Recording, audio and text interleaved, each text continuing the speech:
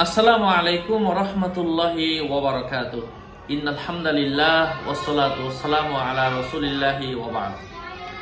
আজকে আমরা আলোচনা করব আল্লাহ সুবহানাহু ওয়া তাআলাকে সিজদা দিতে দেখলে কি হয়। আলোচনা বুঝতে সাথেই থাকবেন। যারা এখনো চ্যানেলটি সাবস্ক্রাইব করেননি, ভেরিফাই চ্যানেলের ডেসক্রিপশন বক্সে ক্লিক করলে কিন্তু আমার পেজ এবং আইডি আসবে।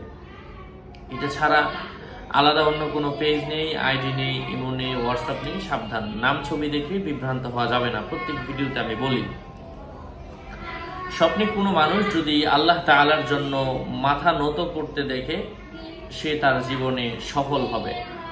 মান খদআ লিল্লাহি রাফাআহুল্লাহ, যে আল্লাহর জন্য মাথা নিচু করে আল্লাহ পাক তাকে উঁচু করে দেন। এছাড়া এই গুনাহ থেকে এবং কোনো মানুষ যদি আল্লাহ তাআলাকে সেজদা করতে দেখে, সে নিজে গুনাহ থেকে তওবা করার আলামত বুঝতে হবে, যেই পাপের মধ্যে সে লিপ্ত রয়েছে। এবং কোনো মানুষ যদি সেজদা করতে দেখে, মারাত্মক বিপদ থেকে আল্লাহ সুবহানাহু ওয়া তাআলা তাকে বাঁচাবেন।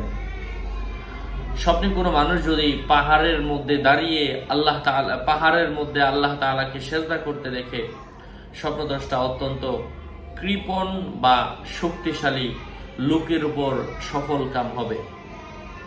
স্বপ্নে কোনো মানুষ যদি গায়রুল্লাহ অর্থাৎ আল্লাহ ছাড়া অন্য কাউকে যদি কোনো মানুষ সেজদা করতে দেখে, সে তার জীবনে সফল হবে না, কখনো তার বিভিন্ন প্রয়োজন মিটবে না।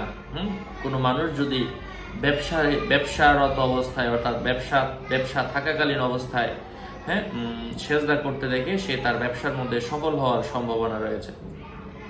আশা করছি বুঝতে পেরেছেন। আরো আপডেট পেতে সাথেই থাকবেন।